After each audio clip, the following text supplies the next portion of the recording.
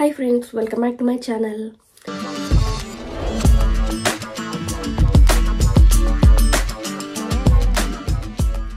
So ఇవాళ అయితే ఒక మంచి ఇన్ఫర్మేటివ్ వీడియోతో మీ ముందుకు వచ్చానండి. సో యాక్చువల్లీ ఇలా కూర్చొని మాట్లాడి చాలా రోజులు అయిపోయింది. కాకపోతే ఇంకా చేయాలి అని ఎప్పటి నుంచో అనుకుంటున్నా, బట్ చేద్దామా వద్దా అనే డైలమాలో ఉన్నా. బట్ ఇవాళ ఎందుకో తెలియదు, చెయ్యాలి అని మార్నింగ్ ఫిక్స్ అయ్యాను అప్పటికప్పుడు అనుకోని. ఇంకా నైట్ 3 గంటలకు పడుకోగానే ఇప్పుడైతే వీడియో తీస్తున్నాను అనమాట. సో ఆల్రెడీ మీకు టైటిల్ చూస్తే థంబ్నెయిల్లో తెలిసిపోయి ఉంటుంది వీడియో ఏంటి అనేది.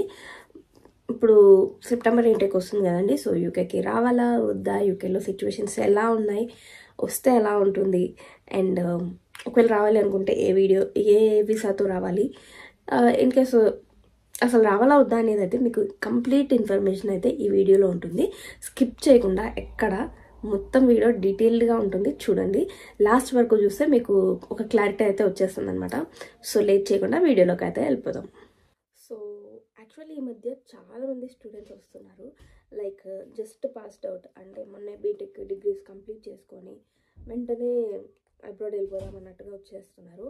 లేదు అంటే ఒక 1 year గ్యాప్ తీసుకొని 1 year అక్కడ జాబ్స్ ట్రయల్ చేసి రాక, లేదు అంటే ఇంకా లైక్ రిలేటివ్స్ వాళ్ళు వెళ్ళారు వీళ్ళు వెళ్ళారు, సో మనం వెళ్ళాలని చెప్పేసి ఇంట్లో వాళ్ళు అనుకొని రావడం. సో ఇవన్నమాట మ్యాక్సిమం స్టూడెంట్స్ చేసేది. అండ్ నేను అబ్జర్వ్ చేస్తున్నంత వరకు చాలా వరకు జస్ట్ పాస్డ్ అవుట్ వాళ్ళే ఎక్కువ మంది ఉంటున్నారు. జస్ట్ పాస్డ్ అవుట్ లేదా 1 year గ్యాప్, 2 years గ్యాప్, అంతే. ఇంతకు మించి ఎక్కువ ఏజ్ డిఫరెన్స్ ఉండట్లేదు అనమాట, లైక్ స్టడీస్కి దీనికి. సో వీళ్ళు కూడా ఎలా వస్తున్నారు అంటే మ్యాక్సిమం కూడా కన్సల్టెన్సీస్. ఇంతకుముందు ఎక్కడో ఊరికి 2-3 ఉండేవండి కన్సల్టెన్సీస్, కానీ ఇప్పుడు మాత్రం స్ట్రీట్కి 2 or 3 ఉంటున్నాయి అనమాట. సో కన్సల్టెన్సీస్ అనేది వాళ్ళు బిజినెస్ ప్రమోషన్ కోసం వాళ్ళు ఫైనల్ ఇయర్ స్టూడెంట్స్ డిగ్రీ అవనివ్వండి, ఇంజనీరింగ్ అవనివ్వండి, ఫైనల్ ఇయర్ స్టూడెంట్స్ దగ్గరికి వెళ్ళి వాళ్ళ ప్రమోషన్స్ వాళ్ళు చేసుకుంటున్నారు. సో అవి చూసి అంటే ఎవరి ప్రమోషన్స్ వాళ్ళవి. సో వాళ్ళు చెప్పడం వల్ల యూకే వెళ్తే ఇలా ఉంటుంది, ఇంత ఎర్న్ చేసుకోవచ్చు, సో వెళ్తే మనకి ఇంత జాబ్ వస్తుంది, ఇక్కడ ఉంటే ఏముంటుంది, అలా థింక్ చేస్తున్నారు అనమాట స్టూడెంట్స్ కూడా. వాళ్ళు చెప్పే విధానాలు కూడా అలాగే ఉంటాయిలేండి. సో ఆ కన్సల్టెన్సీస్ చెప్పే మాటలకి మ్యాక్సిమం వెళ్ళాలి వెళ్ళకూడదు అనే డైలమాలో ఉన్న, అసలు వెళ్ళొద్దు అనుకున్న వాళ్ళు కూడా వెళ్ళాలి అనుకొని వస్తున్నారు అనమాట. సో ఇప్పుడు కన్సల్టెన్సీస్ అయితే అన్నీ వచ్చేసాయి.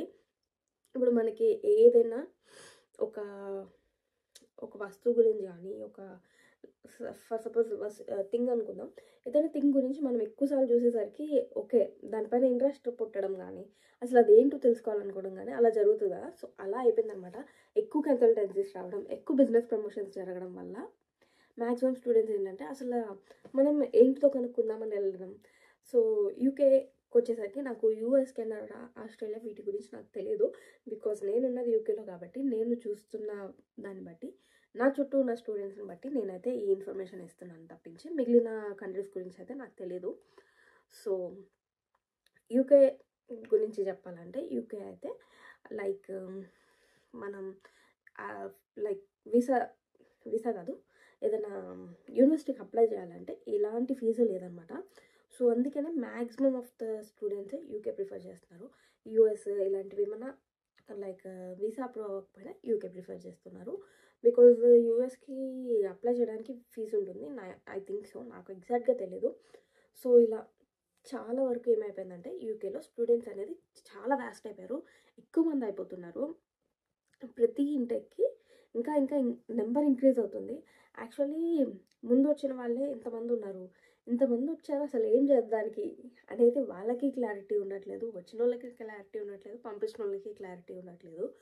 అండ్ ఈ కన్సల్టెన్సీస్ చెప్పిన మాటలు వినేసి స్టూడెంట్స్ అయితే వస్తున్నారనమాట. సో ఇచ్చే సజెషన్ ఏంటి అంటే, ఇంతమంది ఉంటున్నారు, ఇంతకుముందు అంటే ఎక్కడో ఒకళ్ళు ఇద్దరు వెళ్ళేవాళ్ళు అనమాట అబ్రాడ్ అంటే. ఇప్పుడు చాలామంది అయిపోయారు కాబట్టి మీకు ఎక్కడో ఒక చోట ఎవరో ఒకరు తెలిసిన వాళ్ళు ఉండే ఉంటారు. సో మ్యాక్సిమం ఇప్పుడు వస్తున్న వాళ్ళు కూడా స్టూడెంట్స్ లైక్ ఒక 10 members ఉన్నారు మా ఫ్రెండ్స్ ఇండియా నుంచే, అలా వస్తున్నారు అనమాట. ఓకే 10 members వస్తున్నారా వీళ్ళు అనిపిస్తుంది నాకైతే. ఇంతమంది లైక్ బల్క్లో రావడం, మా అన్న ఉన్నాడు, మా అక్క ఉన్నాడు. రీసెంట్గానే ఒకళ్ళు చెప్పారు, లైక్ సెప్టెంబర్ ఇంటేకి, ఆగస్ట్ ఎండింగ్కి మా సిస్టర్స్, మా ఫ్రెండ్ వాళ్ళ సిస్టర్ అండ్ వాళ్ళ ఫ్రెండ్స్ అండ్ మా బ్రదర్స్ మొత్తం 8 మెంబర్స్ వస్తున్నారని చెప్తున్నారు. సో ఇంతమంది ఎక్కడి నుంచి వస్తున్నారు అనిపించింది నాకైతే. సో ఇంతమంది వస్తున్నారు, ఓకే. అసలు వచ్చాక వాళ్ళు ఏం చేయాలనుకుంటున్నారు, వీళ్ళు ఇక్కడ ఉన్న వాళ్ళు ఏం సజెషన్ ఇవ్వట్లేదా అనిపిస్తుంది అనమాట. రావద్దు అని నేను చెప్పను, యాక్చువల్గా రావద్దు అనేది అయితే అసలు నా పాయింటే కాదనమాట. కాకపోతే ఇంతమంది వస్తుంటే అసలు వాళ్ళకి క్లారిటీ ఉందా లేదా అనేది నా doubt first of all. So first అయితే క్లారిటీ తీసుకోండి వచ్చాక ఏం చేయాలి అనేది. ఇంకా ఎక్కడ సిచ్యువేషన్కి వస్తే, నేను వచ్చిన కొత్తలో అయితే చాలా బాగుందన్నమాట. నేను వచ్చినప్పుడు లైక్ జాబ్సే కానీ ఇంకా స్టడీసే కానీ అంతా బాగుంది. నా మాస్టర్స్ అయిపోతుంది అన్న టైంలో నుంచి రిసెషన్ స్టార్ట్ అయింది. సో అప్పటి నుంచి మొదలైందన్నమాట సాఫ్ట్వేర్ జాబ్స్ ఏమీ రాకపోవడం, ఎంతో ఎక్స్పీరియన్స్ ఉన్న వాళ్ళకి కూడా లైక్ జాబ్స్ రాకపోవడం, ఇంకా ఉన్న వాళ్ళని తీసేయడం, ఇవన్నీ కూడా ఇంక అప్పుడప్పుడే స్టార్ట్ అవుతూ ఉంది. నాది వచ్చేసి 1 year కోర్స్ యాక్చువల్లీ. ఇంక అప్పటి నుంచి స్టార్ట్ అయింది రెసిషన్ అనేది. సో ఇంకా ఓకే, రెసిషన్ స్టార్ట్ అయింది. లైక్ గ్రోసరీస్ ప్రైసెస్ ఇంక్రీజ్ అయిపోయాయి. సో ఇవన్నీ కూడా అప్పుడు నా మాస్టర్స్ అయిపోతుంది అన్న టైంలో స్టార్ట్ అయిందనమాట. సో అప్పటిదాకా అయితే జాబ్స్ బాగున్నాయి. అప్పుడుకి నేను వచ్చిన టైంలో కూడా లిమిటెడ్ మెంబర్స్ రావడం వల్ల పార్ట్ టైం జాబ్స్ కూడా బాగానే దొరికాయి. అండ్ చాలామంది పార్ట్ టైం 20 hours మించి వర్క్ చేసుకునే వాళ్ళు. సో అదంతా కూడా బాగానే ఉండేది. అండ్ ఎప్పుడైతే రిసెషన్ స్టార్ట్ అయిందో అప్పటి నుంచి జనాలు ఎక్కువ రావడం స్టార్ట్ అయ్యారు. అదేంటో తెలీదు. ఎప్పుడు లైక్ ముందున్న దానికన్నా చాలామంది ఒకేసారి పెరిగిపోయారు అనమాట. నేను వచ్చిన జాన్ ఇంటేక్ నుంచి నెక్స్ట్ జాన్ కన్నా ఎక్కువ మే ఇంటేక్లో ఫుల్ జనాలు అనమాట. అసలు ఎక్కడి నుంచి వచ్చారు ఇంతమంది స్టూడెంట్స్ అనిపించింది, అంతమంది ఉన్నారు. సో స్టూడెంట్స్ ఎక్కువ మంది రావడం తప్ప నేను, అంతమంది స్టూడెంట్స్ వచ్చాక వాళ్ళకి పార్ట్ టైం జాబ్స్ దొరకవు. So maximum part time jobs అయితే చాలా తగ్గిపోయాయి అని నేను చెప్పను. జనాలు ఎక్కువైపోయేసరికి పార్ట్ టైం జాబ్స్ ఆటోమేటిక్గా తగ్గుతాయి కదా. సో అలా తగ్గాయి అండ్ పార్ట్ టైం జాబ్స్కి రికమెండేషన్స్ వచ్చాయి.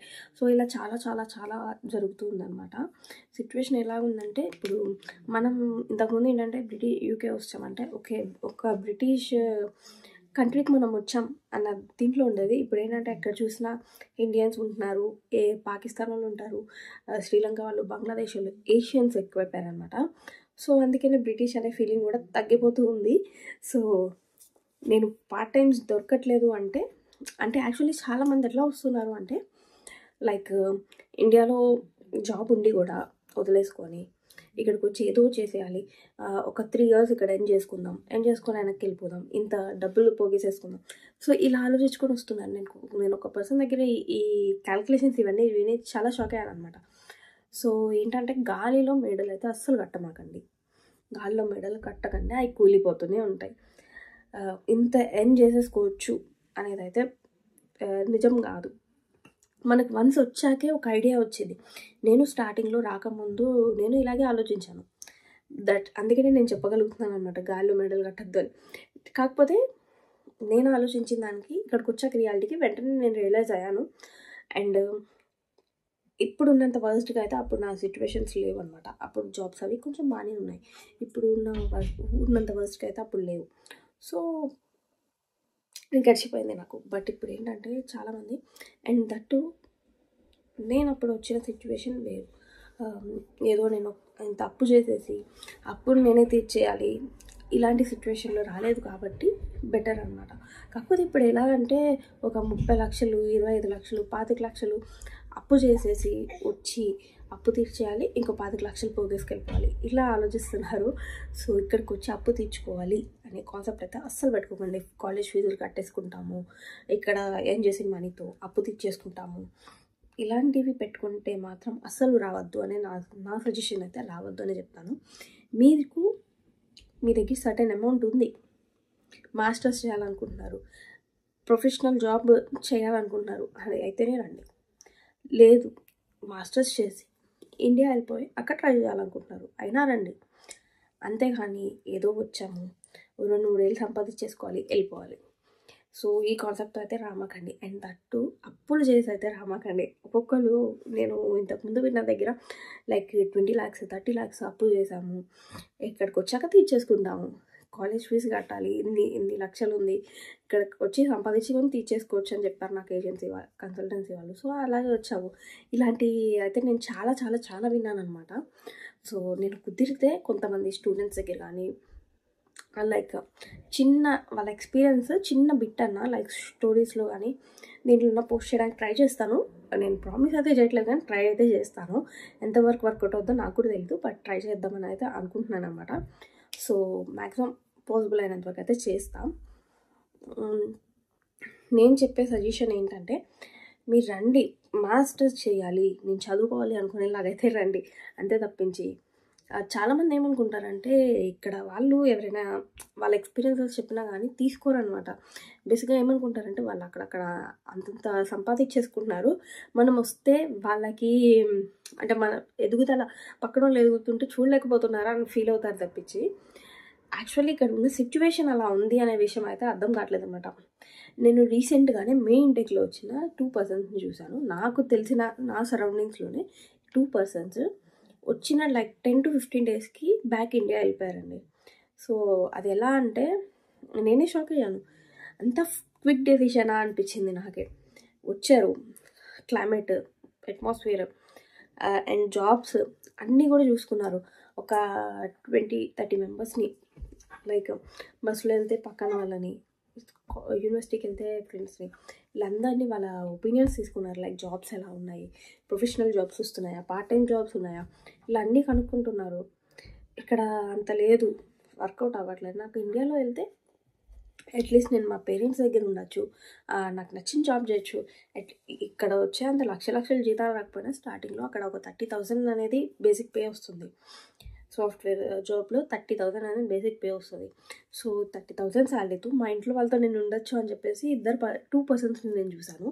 దట్టు హెల్త్ సహకరించగా ఇలా జాబ్ లైక్ మంచిగా జాబ్ నేను ఇండియాలోనే చేసుకోవచ్చు, పేరెంట్స్ దగ్గర ఉండొచ్చు అని చెప్పేసి అప్పటికప్పుడు టికెట్ బుక్ చేసుకొని వెళ్ళిపోయారనమాట. 2 personsని చూశాను, నేను షాక్ అయ్యాను, ఇంత క్విక్ డెసిషనా. బికాస్ ఎందుకంటే ఇక్కడికి రావాలి అంటే ఒక 2-3 months నుంచి ప్రాసెస్ చేస్తూ ఉంటారు.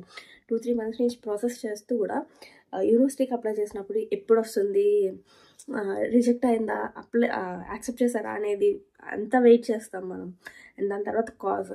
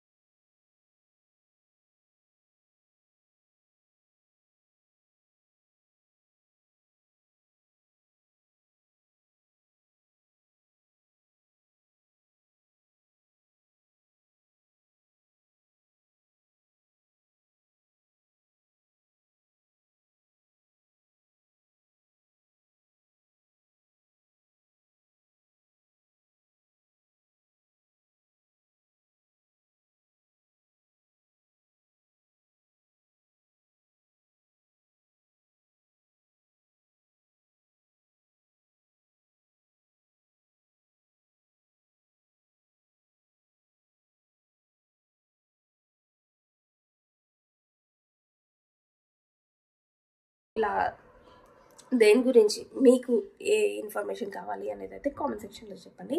అండ్ వీడియో హెల్ప్ఫుల్ అయింది, యూజ్ అయింది అనుకుంటే తప్పకుండా లైక్ చేయడం and me friends and family మెంబర్స్కి షేర్ చేయండి. సో దట్ వాళ్ళకు కూడా ఒక ఐడియా వస్తుంది యూకే రావచ్చా, రావాలి అనుకుంటే ఎలా